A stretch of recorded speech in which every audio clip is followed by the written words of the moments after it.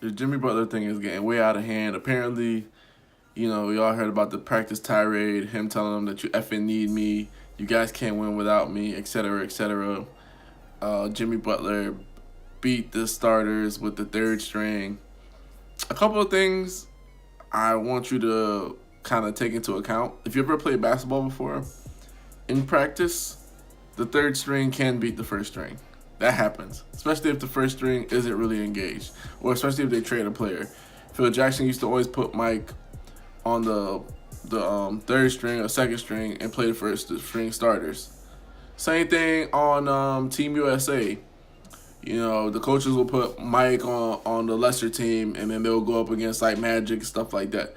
They're in the Dream Team era. So that does happen, and the first string does lose at times. That's not a big deal.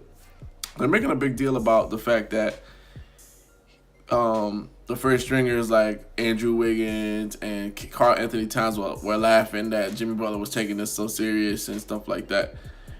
If these guys practice every day, they're with each other every day, they can laugh and joke about stuff. You know what I'm saying? Especially if they're thinking that he's going to be on his way out. They don't care about anything that's going on right now.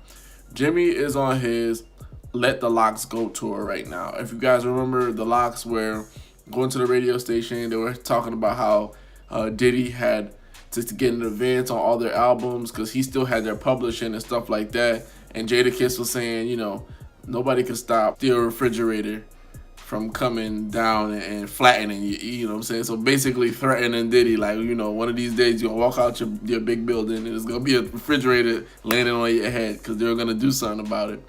And that's what Jimmy's on right now. He's on his Let the Locks Go tour, the Kyrie Irving I Want Out of Cleveland tour and stuff like that. So he's going to say and do anything. Like, I'm pretty sure this happens in practice all the time where guys were cussing, saying, you need me, you can't do it. I mean, this happens when I play pick. When you think about when you play pickup, all the trash talking that's going, and I'm the best guy on the team. You guys need me. What would you do without me? Oh, you lost? You already sitting down? So that's just normal competitive nature. It's just getting magnified because he wants out of Minnesota.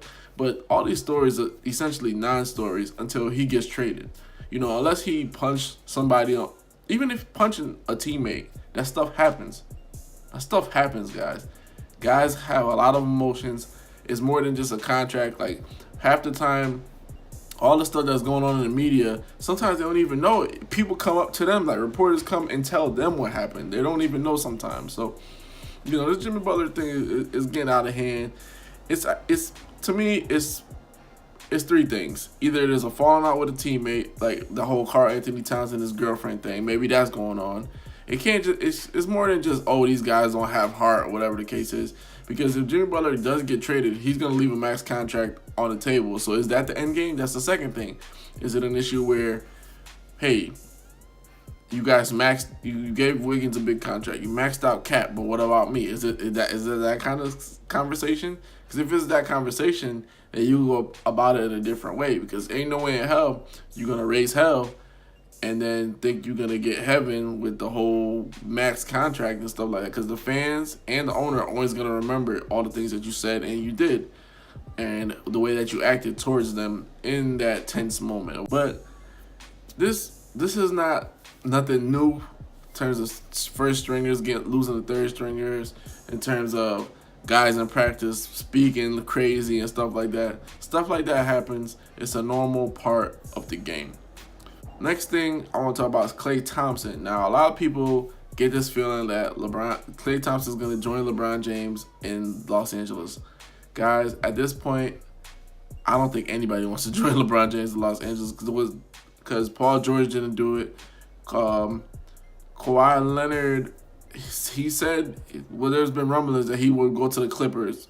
So there's something there that he doesn't want to do. DeMarcus Cousins didn't do it.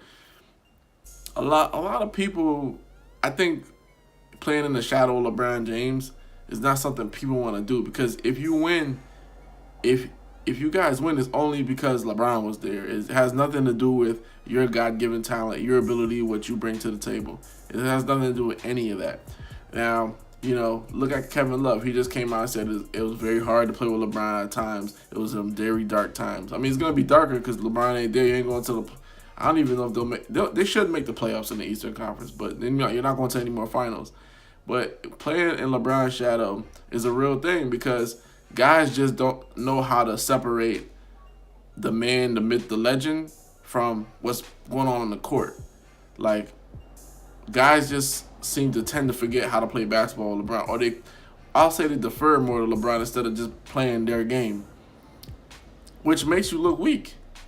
See what I'm saying? Like, I think only two teammates LeBron had that really just kept playing their game for the most part. Kyrie Irving, he still had to defer, and Dwayne Wade. Other than that, every single last one of LeBron James' teammates, they really suffered in a regard because they had to lessen their game or become something that they're occasionally not. So that being said, why would Klay Thompson do that? Why would he go to the Los Angeles Lakers when he's already on a team, basically considered a dynasty? Basically, he's considered one of the key guys. Think about this. Even though Klay Thompson doesn't get accolades out of Steph Curry, Kevin Durant, Draymond Green, whatever the case is, Klay, particularly Draymond, both of those two players, when it's all said and done, when we look at their history, we're going to be like, yo, Klay, he was one of the best shooters. We're going to look at Draymond like he was one of the best defenders of all time. We already think about those two guys. I remember I had a conversation the other day. And I don't solicit to this opinion. This is just a conversation I had. My friend told me that he believed that Klay Thompson is a better shooter than Ray Allen. That's the point to where Klay Thompson is in terms of shooting. So when you think about being one of the best defenders, two-way players, shooters, champions, Klay Thompson's already there. Why is he going to go to Los Angeles to take a back seat to LeBron James? I mean, it seems like he's taking a back seat now to Kevin Durant and Steph. It's a perfect marriage. Like, they're enhancing each other's legacy. You see what I'm saying? So why would he go somewhere to just add on to LeBron James' folklore? I mean, I know his dad played in Los Angeles. That makes a ton of sense. That's fine.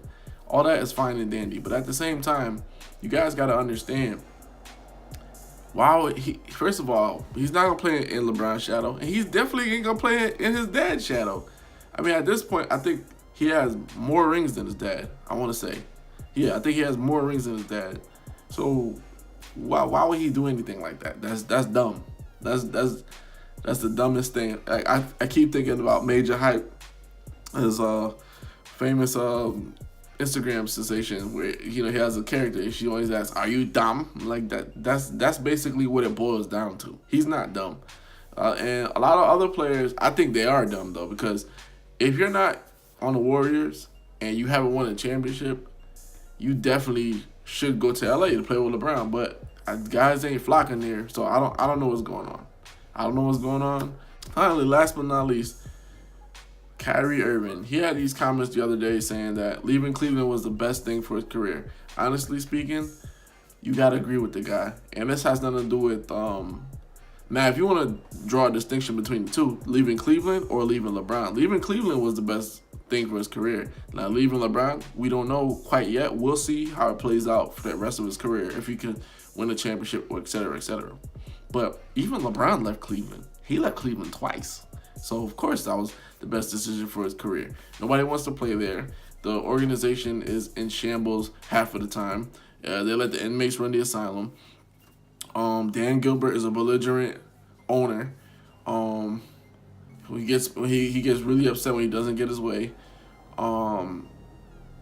They just don't have an overall pedigree of winning. Besides LeBron James being there, they just don't have a pedigree of winning. Even when they had a solid, they had Mark Price. They had Larry Nance. I mean, they had a good squad back in the day, and they still couldn't, make it out the doldrums. So that's really great for his career. I mean, even think about before LeBron came. Before LeBron came to Cleveland, Kyrie was trying to leave. A lot of people tend to forget this. He was trying to leave because a lot of promises that were made to him weren't fulfilled. They were a horrific team. So that being said, why would he want to continue and play in a place that tried to trade him? And B is not like a winning. Besides LeBron James being there, where's your winning potential? Where are your big free agent moves? They only made big free agent moves because LeBron was there. They weren't doing it when Kyrie was in Cleveland by himself. You know, with who's their number one pick? Man, I can't forget that guy's name, but he was a bust. It was before Wiggins, that kid. So at the end of the day, man, that goes without saying. What he said goes without saying. Leaving Cleveland, it was the best part of it. And I was actually surprised that Kevin Love still wanted to stay there the way that he did, because he could have went anywhere else and basically got a fresh start and become the Kevin Love of old. He already had a championship, so his career is somewhat complete. You got to get out of an organization like that. They just don't have the winning mentality. And Kyrie, we'll see if leaving LeBron, if that was a good decision for your career. Hoops Junction, where hoops meets hoopla. Like, comment, and subscribe.